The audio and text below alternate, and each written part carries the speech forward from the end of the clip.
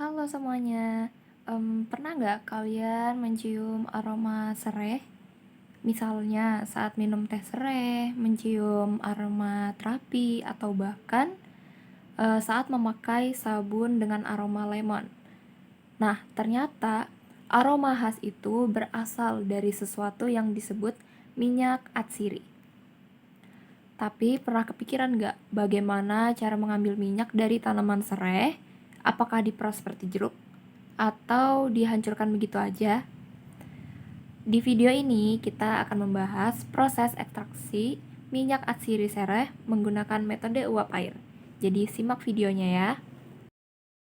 Sebelum kita masuk ke prosesnya, ayo kita pahami dulu apa itu minyak atsiri.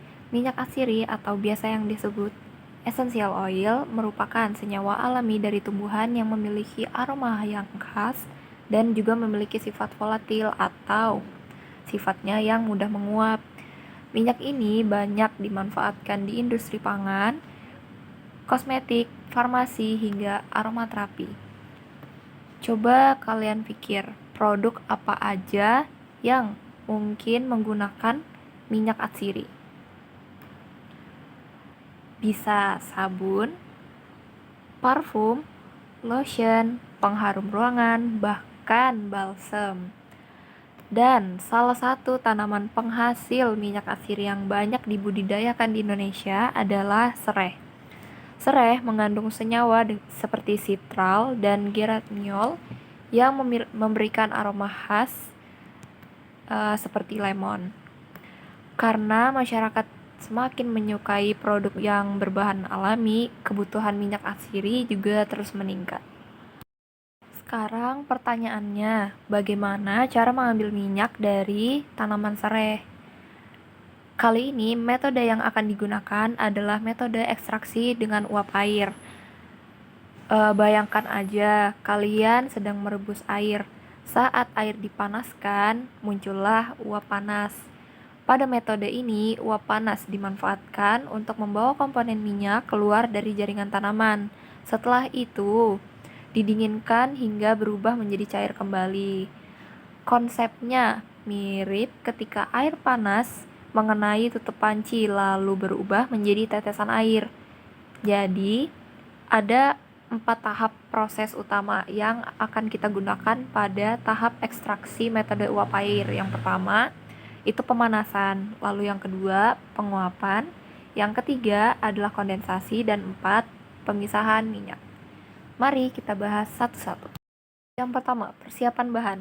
Daun dan batang sereh dibersihkan terlebih dahulu untuk menghilangkan kotoran, kemudian dipotong kecil-kecil.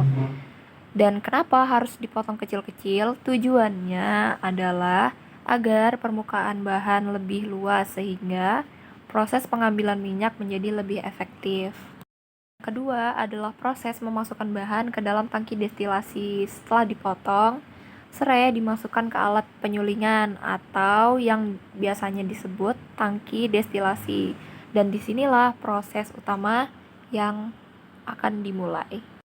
Bagian bawah tangki dipanaskan menggunakan api atau uap air. Panas akan menghasilkan uap air yang akan bergerak melewati tanaman serai. Dan ketika uap panas melewati jaringan daun dan batang serai, senyawa minyak atsiri akan terikut atau terbawa oleh aliran uap.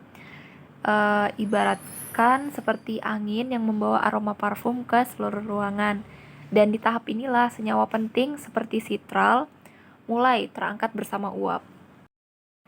Dan sekarang apabila uap didinginkan akan berubah menjadi apa? Menjadi cair. Di dalam alat yang disebut kondensor, uap panas didinginkan menggunakan aliran air pendingin sehingga akan berubah menjadi cairan kembali. Proses inilah yang kemudian kita sebut sebagai kondensasi. Cairan pendingin belum langsung menjadi minyak murni ya teman-teman. Cairan ini masih berupa campuran air dan minyak. Dan karena massa jenis minyak atsiri itu lebih ringan dibandingkan dengan air, maka minyak akan berada di lapisan yang paling atas, sedangkan air akan berada di paling bawah, dan disinilah alat separator bekerja untuk memisahkan keduanya. Setelah terpisah, minyak atsiri diambil melalui saluran khusus, lalu disimpan dalam botol tertutup agar kualitasnya tetap terjaga. Lalu, setelah kita mendapatkan minyak atsiri, manfaat apa yang akan kita dapatkan? Minyak atsiri banyak digunakan untuk pemijatan, lotion, sabun mandi, parfum, pengharum ruangan, sampai aromaterapi. Bahkan, beberapa minyak atsiri juga memiliki sifat antibakteri dan anti jamur. Dan pertanyaan lagi teman-teman, apakah semua proses menghasilkan jumlah minyak yang sama? Jawabannya enggak, karena hasil minyak atsiri masih dipengaruhi oleh beberapa faktor seperti pertama, kualitas bahan baku serai. Terus yang kedua, kondisi proses ekstraksi. Yang ketiga, suhu pemanasan. Dan yang keempat, pengolahan bahan sebelum penyulingan. Artinya, proses yang baik akan menghasilkan minyak dengan kualitas yang lebih baik.